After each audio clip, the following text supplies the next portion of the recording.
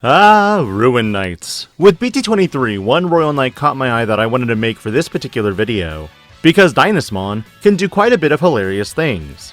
The narrative of today's video, as always, breaks down a few new cards from BT23 before taking you on a big journey of which cards I selected to go with the deck, the combos, and then of course a big picture for your understanding. As always, if you enjoy these types of videos, do consider liking this video, subscribing to the channel, and hitting that notification bell for more future content. 5 years later, and this channel has grown to over 10,000 subscribers. Know that I read every comment and do my best to respond to them. I'm not perfect at the game, nor am I always going to get names and pronunciations correct. Because of that, when you leave feedback, it not only helps me grow as a creator, but for others to pronounce their cards correctly as well. Dynasmon is the next Royal Knight that I wanted to explore after Angemon. This Digimon digivolves for 4 from a red or yellow level 5 Digimon, or 3 from a Witch-Only or CS trait level 5 for a cost of 3. It has Barrier and an on-play when digivolving effect that by trashing your top security card, all of your opponent's Digimon get minus 6,000 DP for the turn. All turns, once per turn when your security stack is removed from, this Digimon gains security stack +1 until your turn ends. Then if you have 3 or fewer security cards, you recover 1. Now when first exploring this build, I wanted to maximize how much DP reduction I could do on the board, which means naturally, I immediately looked at Revelation of Light. And the reasoning here is simple. When you digivolve into Dynasmon, you can trash your top security card to blanket the entire board for a 6,000 DP reduction. However, if that card that was trashed happens to be Revelation of Light, now this extends the entire DP reduction another 5,000 DP, which means everything with 11,000 DP or less is deleted not by Digimon effect, but game mechanic. Because of this, certain cards like Angemon in my last video would not be able to spend to even use its effect because the removal is via game mechanic, not Digimon effect. Furthermore, if Dynasmon puts you to 3 security, this means that with this all turns effect, you can still recover 1. Which means if you happen to be running a certain tamer, it is quite possible that you could retain turn. But remember, because this Digimon is all turns, this means that similarly to Valkyremon, if your opponent checks your security, this will buff Dynasmon with a security type +1 through your turn. Meaning if you can somehow trash security off the top on your turn, Dynasmon goes to a security attack +2 instead. As fun and aggressive as this style could be, I realized that the first thing I needed to see if I could mesh with this was my Agumon deck. Because the Agumons provide a very nice engine for Bond of Bravery and Bond of Bravery Ace, this meant that because Dynasmon is red, it could be a transition stepping stone. However, in preliminary testing, it was extremely clunky, and with the ratio of Tamers to Digimon, I ultimately abandoned Agumon Bond of Bravery as a top end. Instead, I did the one thing that I know ruins everyone's nights at Digimon by going with Ruin mode. You see, if you follow up that combination of cards or set up revelations and security, you're also creating scenarios in which heavy DP reduction can occur through your opponent's turn, meaning they can't even promote out. While normal Dynasmon would probably play in the archetypal line with Candlemon, Wizardmon, and Mistymon, the protection is nice, but you don't have quite as many cards that synergize with playing Tamers, utilizing card effects with trash to security, and more. Not saying new Wizardmon couldn't be useful, or Mistymon is great for the unsuspend, but I'm looking to maximize value in other avenues. Because Dynasmon can digivolve from CS trait Digimon, this is where the next exploratory path began. Looking over BT22 and BT23, there were 5 candidates who met the CS trait, and were yellow, which made it easy to digivolve from other yellow Digimon. Starting with Kirinmon, this Digimon has been a fairly amazing Digimon to test with across all my CS decks. First is a way to skip to Kentorosmon for 1 security at a reduced cost, and having a trashing security effect. Did I also mention that it has a DP reduction inheritable as well? 6,000 DP from Dynasmon, and this Digimon's inheritable means that chances are, you'll wipe out a level 5 before it can blast Evo. Considering it also has a DP reduction when it's trashed from the security, this is even more value. Antelomon is another Digimon that can give DP reduction, but it's also going to cost 4 from a yellow or green level 4 unless it has a CS trait. It does have Alliance, and it could prevent a Digimon from triggering its when digivolving effect, but there are just better options. Adamon's another popular one that can spit out playcost 3 or lower Digimon or CS trait cards, like even Tamers. But unfortunately, we don't run a lot of CS related cards on the bottom end. While the Alliance is potentially helpful, ultimately, again, there are better options. At this point, I knew Kirinmon would be a definite pick for this build, but when looking at Shikuamon, one problem that arose immediately was that this deck does not utilize Angemon, nor do we utilize any security Digimon that have black or blue. Which means ultimately, we'd be digivolving for a cost of 4 regardless for a taunt effect and a float potential. Because the deck doesn't run any Ace Digimon, this is where the last and final option is the direction I went with for the deck. Angemon is a level 5 Digimon that can Digivolve from any level 4 Digimon that is purple or yellow for a cost of 3. However, it does also Digivolve from any CS trait level 4 for a cost of 3. On play, and when Digivolving, add your top security card to your hand. Then if you have 3 or fewer security cards, you recover 1. This effect built into a second stack is great because it does change your security, which means Dynasmon again could gain an extra security attack, or you could utilize tamers like Kari Kamiya to gain a memory back to make Angemon a 2-cost Evo. Like Edamon, this Digimon has Alliance, but you might be wondering how Alliance benefits this deck in any way, because security Digimon are ultimately the reason.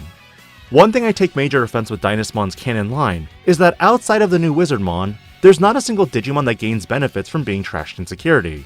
And to make matters worse, the newest Wizardmon can't even Digivolve from Candlemon for a cost of 2 because this Wizardmon only covers Impmon. Its effect is nice, but outside of that, I feel like more of the line should have security effects, which is why rather than go the canon route, the yellow vaccine route is the method I picked. Repamon, for example, when trashed from the security stack allows you to play it for free. Gatomon likewise has the same effect, and depending on how its sequence could see itself being played to gain a memory.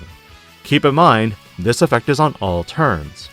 Repamon's on play and when Digivolving effect can trash an additional security from the top of the security to give one of your opponent's Digimon minus 6000 DP instead of minus 3000 DP. Because both Digimon could be spawned from the security from your effects, this is where Angemon gives you some value with Dynasmon, because now Dynasmon could go from a 2 security breaker to a 3 security breaker, or even a 4 security breaker. And because you have potentially recovery from Dynasmon, this is also why with the yellow vaccine engine, Patamon is a huge MVP. Now that you have a general idea of the cards that I've used for this deck, it's time to touch on some of the combos. Per the usual, I'll briefly discuss some of the cards you want to see in an opener. For me personally, any level 3 is beneficial, but your best ones are either Patamon or Agumon. Going first, if you don't have a level 4 follow-up play, Agumon choking at 1 memory is very viable. However, if you happen to open double Patamon and 1 level 4, this is also a snap keep for me because of the amount of filtering you can do. The last potential card I like to see early is also BT23 Kari Kamiya for memory fixing and memory gains. The reasoning for this is because with Koromon, once you Digivolve in a Patamon and play Kari Kamiya for the opener, you can potentially see how stacked or weak your security is and adjust how aggressive you need to be. Simultaneously in this particular situation, setting up Patamon means that if you find Gatomon in security, you would be able to free Evo into Gatomon, recover with Patamon's full effect, and then go up not 1 memory from Patamon's inheritable, but also 1 from Gatomon and 1 from Kari Kamiya herself. In some test games, if you go Patamon into Patamon and have Gatomon in hand, if you find Gatomon into Gatomon, you can bump yourself up to 4 memory. But the purpose of this deck is to get Dynasmon as quickly as possible and maintain turn because then you can do a lot of hilarious things. For example, say you Digivolve into Angemon afterwards. This means that with all the inheritables here, you would be able to Digivolve into this and then Dynasmon and keep turn. Because you added the top security card, you would be at 4 security. Dynasmon would trash the top security, and if you hit a security Digimon, well, now you play it for free. Dynasmon's effect would trigger, now allowing you to recover 1 if you are 3 or fewer. And then of course, Angemon could now alliance with that extra body. Keep in mind, in a situation where Dynasmon trashed a Repamon, you can now play Repamon to hit another target for a 3000 DP reduction, or if you decide to trash another card, you bring it up to another 6000 DP. Now on the second option, Kiranmon would trash a card in order to Digivolve into Dynasmon for a reduced cost. Then Dynasmon could trash another card in order to blanket the board for a reduction. Keep in mind that this would take you to a 3 security instead of 4 with the other play. But I prefer this methodology because you increase the number of cards you trash at a time, thereby potentially getting more value. Once you're done with aggressive shenanigans, this is where putting up Ruin mode effectively locks your opponent out from playing and promoting if your onslaught fails. And while these are the bare basics of the combo, remember, if your opponent attacks you, certain effects can also trigger. For example, with Kentorosmon, if your opponent Medieval Gallantmons you, if they can't delete Kentorosmon and they target your lower level Digimon, because Kentorosmon is suspended, that means you can trash your top security card to unsuspend. If you trash Revelation of Light, it triggers that blanket reduction then through your turn. And then of course you'll just recover with Dynasmon again, and get an extra security check on your turn. Largely, when you look at the deck profile for this video, there's a lot you could adjust, and even as I write this video, you might consider a few changes now with the release of the advanced starter deck, Amethyst Mandala. First for eggs, I ultimately ended on yellow Koromon because your yellow tamers are always suspending for something, whether it be for battle or recovery. You could run Nearomon from BT15 and trash and memory gain, but I definitely like the card draw more as you get memory everywhere else. Level 3s, I started with all red-yellow Agumons, but ultimately transitioned to only using the one with memory gain and draw variants. These can assist with pushing your memory up more in tandem with your tamers, but your search Kudomons help with finding most of your lines, except Patamon and Dynasmon who are data attribute. This leaves of course Patamon who is your MVP rookie in starting your shenanigans and building up quickly. Though this video doesn't touch on the exact interactions, you very well could go with the full data attribute route with Candlemon, Wizardmon, and Mistymon. But like I said, you don't have many cards that are Digimon that you can utilize with the trashing mechanic of the security. Keep in mind that even though Kudomon does bottom deck Dynasmon and Patamons, it can also conveniently search out the Kentorosmons and Shine Greymon Ruin Mode. And considering you could be gaining enough memory at times to put you to 6, you can set up Ruin Modes even with an empty board. As for your level 4s, I maxed out on the CS Repamons and BT15 Gatomon because these cards add additional value from being trashed. Because of this, they work in tandem with Angemon, who can alliance them for extra checks. And then of course, one of Geo Greymons for tamer checking in the security.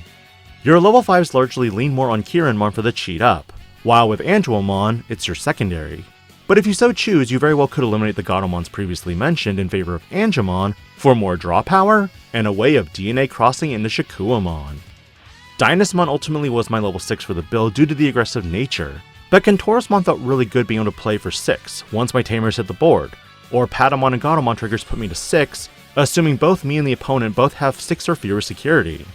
This meant that by slapping down a level 6, I could maintain Dynasmon as my primary attacker before going into Ruin mode on top of Kentorosmon. The recovery from Kentorosmon also helps. You could omit Kentorosmon and instead go for Dynasmon Ace or Dynasmon X. Doing so means you shift your super top end slightly if you really wanted to.